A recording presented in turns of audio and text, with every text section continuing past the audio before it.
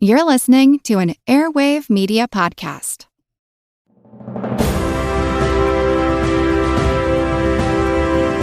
Hold your ears, folks. It's showtime. People pay good money to see this movie. When they go out to a theater, they want cold sodas, hot popcorn, and no monsters in the projection booth. Everyone pretend podcasting isn't boring. Turn it off. Turn it off.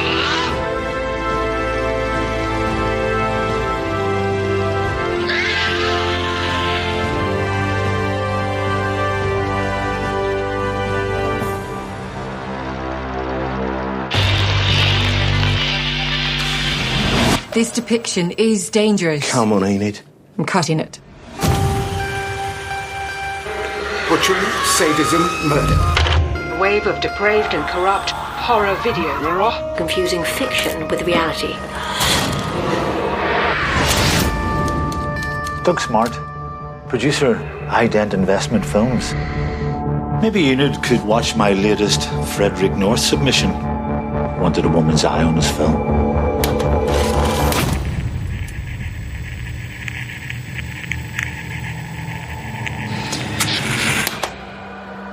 There's this actress. I've got this feeling that's Nina. Oh, my sister. You know, if someone did take her, then they're still out there. You've never been clear on exactly what you remember. You'd be surprised what the human brain can edit out when it can't handle the truth. Someone's losing the plot. I was wondering if you had anything else on this actress. What's going to happen to her? That's top secret. People think that I create horror. Horror is already out there in all of us.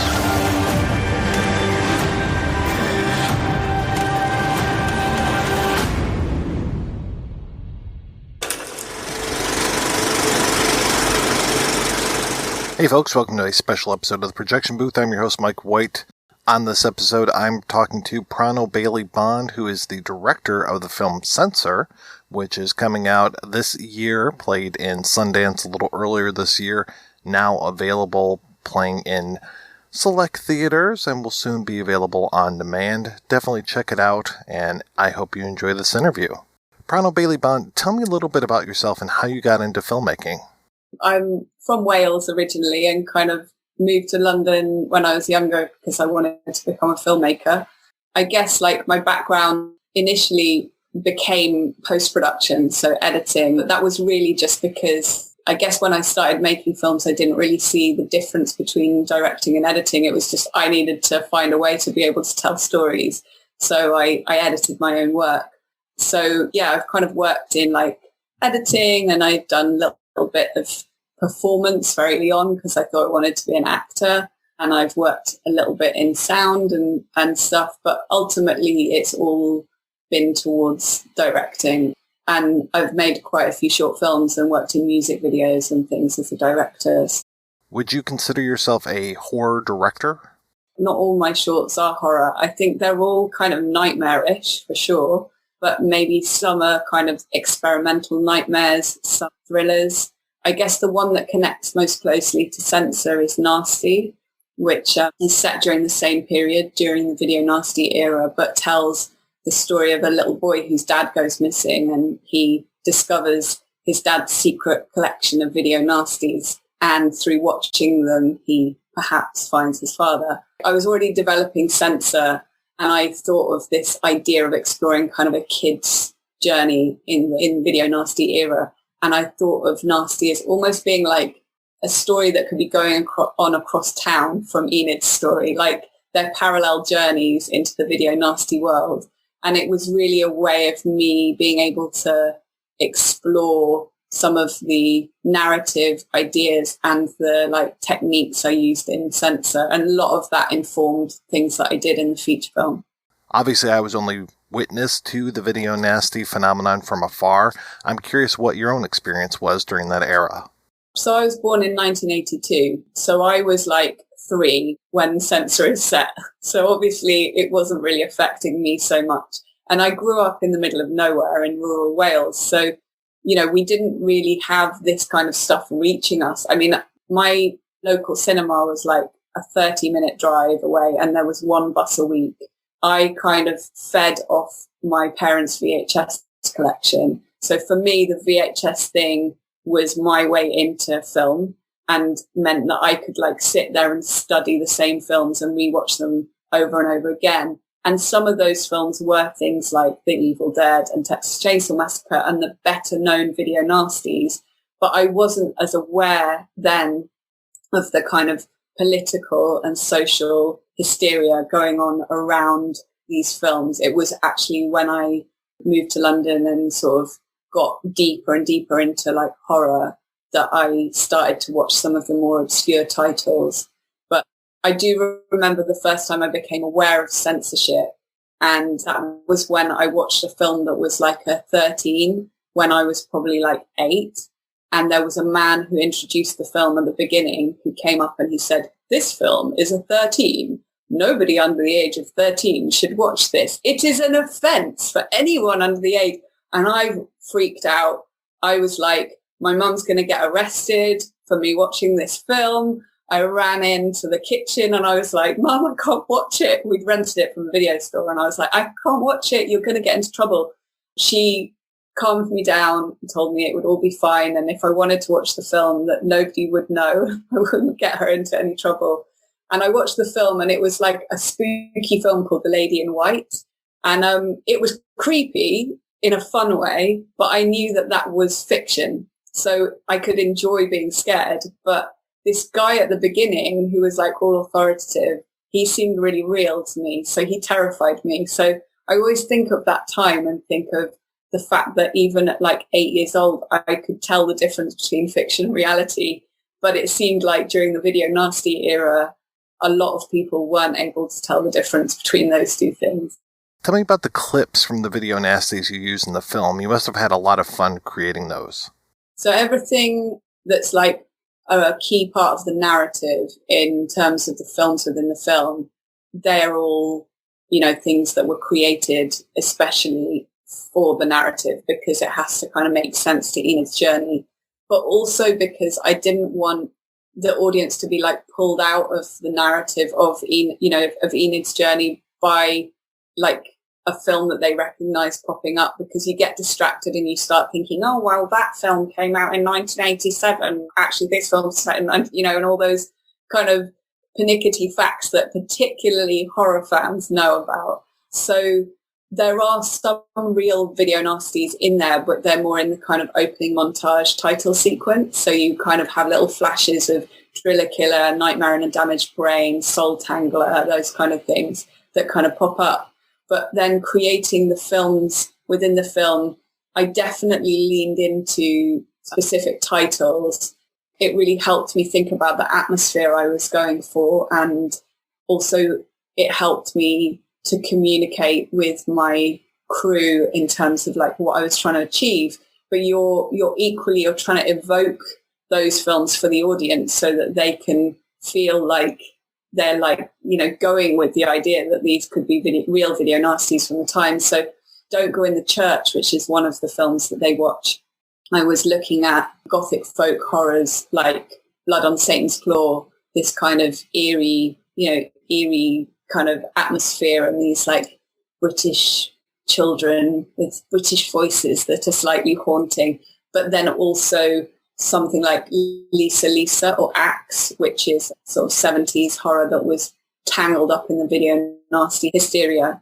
That was another kind of reference point for me. And then something like Asunder, which Enid watches at home, I was looking more at like Lucio Fulci films, things like The Beyond, House by the Cemetery. And I loved like putting in little details that for me are really fun. Like in that particular scene, one of the things that makes me laugh is little things like Tom, the male character, leans down and looks at a book and he says, "It's Latin, I can work it out." And I always love how in horror films, there's always a book and it has to be written in Latin. And there's always somebody who understands Latin in a horror film. And I just think that's just one of those really kind of glorious, lovely tropes that you get in horror that makes me smile. So I liked working those things in wherever I could. It was definitely a lot of fun. I think, you're always having to like keep an eye on yourself, I guess, when you're shooting those kinds of things, and make sure that you're not getting carried away or making it too silly, because some of the video nasties were quite silly. Some of them are amazing masterpieces and some of them are not. But I had to like just keep myself in check a little bit, because ultimately you always have to be coming back to like Enid's journey and what's her point of view. And if it becomes too silly, does that pull us out of, what she's going through emotionally? So there was like a kind of a balancing act going on constantly in that sense. Tell me about your co-writer, Anthony Fletcher. I have made a few shorts collaborating with Anthony. I actually met Anthony because I wanted to write a feature film and I wanted to work with a writer. So when I first met him, I think I pitched him Censor. And so then I ended up getting these opportunities to make short films. So collaborated with Anthony on those. And in the background, we were always developing Censor. It's just a really great partnership.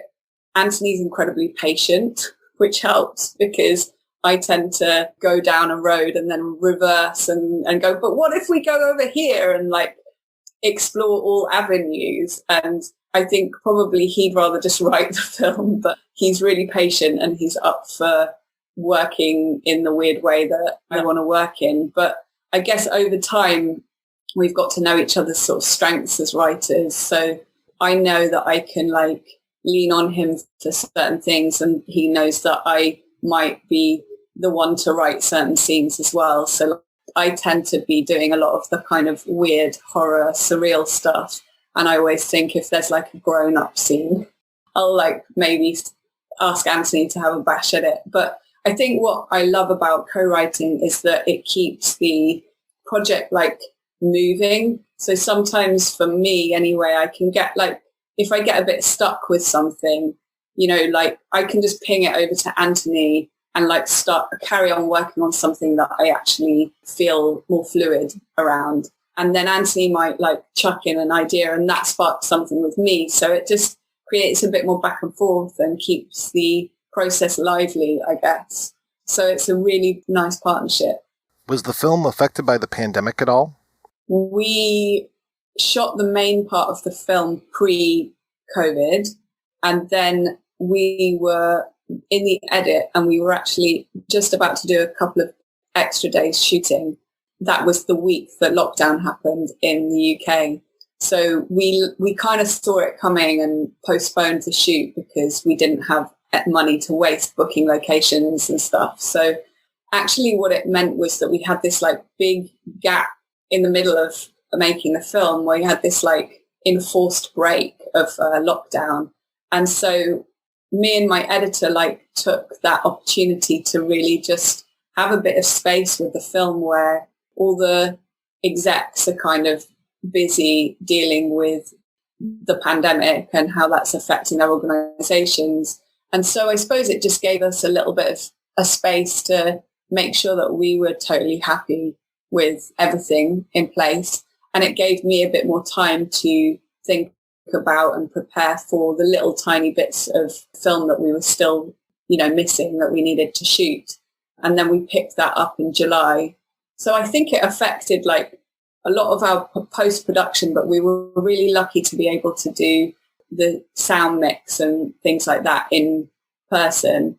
And then obviously we launched at an online festival. So the experience of premiering the film was not at all what I expected it to be when we started the process. I mean, you're always hoping that you'll get into a festival like Sundance, and that's amazing, but nobody would have guessed that we would have had to do it all online. But actually, I think because Sundance did such an incredible job of making the festival feel like an actual event, I think we were probably in the best case scenario for any festival that you're launching a film at during the pandemic.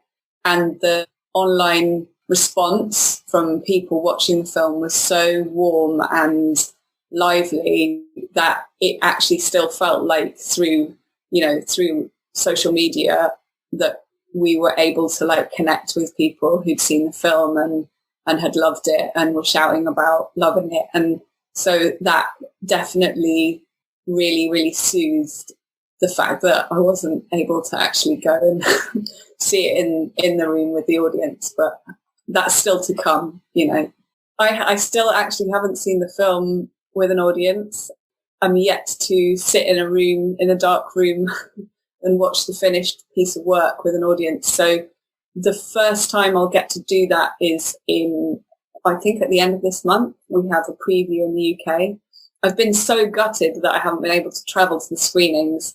Obviously, the film's coming out in the States, and I wish I could come over there and, you know, be part of the release. But because of COVID, that's not possible. It's also screening at Berlin Film Festival next week. So I was planning to go to that, and then we got put on the no-fly list from the UK. So it's going to be really exciting experience, I think, just to actually feel the room watching the film and like feel the audience reactions. I think you sort of, there's a whole new process you go through with a film as a filmmaker. Like, you're making it and you're the audience and then there's the bit where you show it to people for the first time and you feel the room, and that's the next stage of your relationship with the film. So it's going to be maybe a really interesting thing that I'll have had a break from it in between. But yeah, I can't wait. I can't wait to do a real life Q&A and all of these things. I'm super excited about all of that.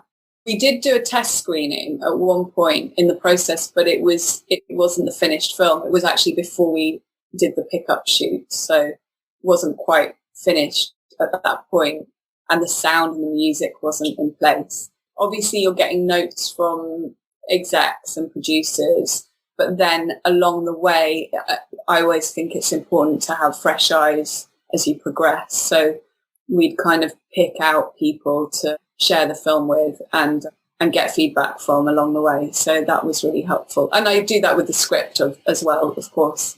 You know, you pick your kindest friends for the first draft and your harshest friends for the last draft. So what have you been up to lately?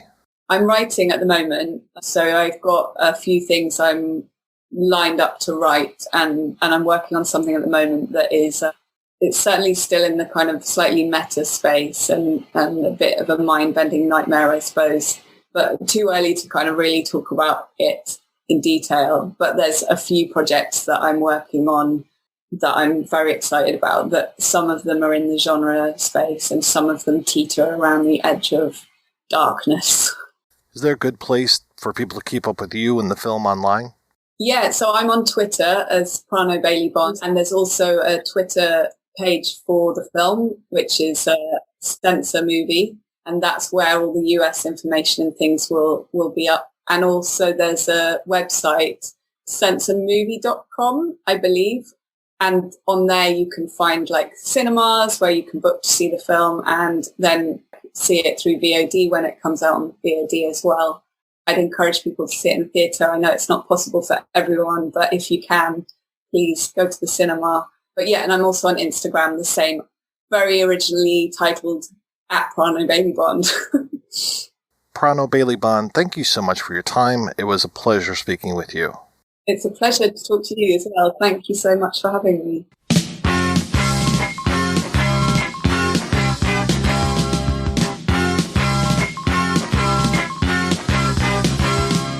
A great thing happened to me today. I bought myself a VCR. Now I can watch at home in comfort. No need to go to the cinema. I won't be bothered now by the censors. The holic won't get a slice of the cake. Now I'll watch what I want to watch. A merry white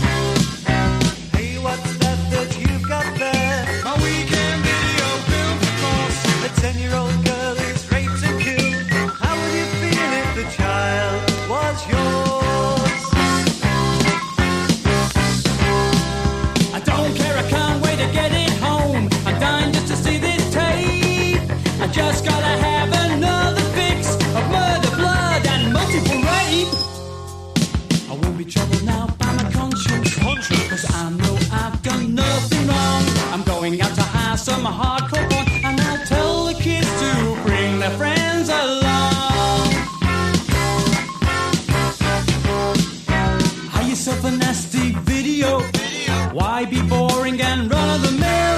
Driller, killer, chainsaw chiller, give the wife and kids a thrill.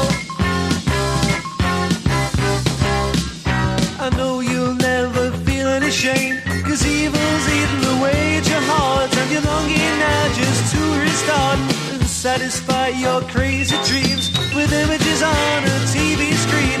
You're living a life of ill perversion. Have you never heard that real conversion can purify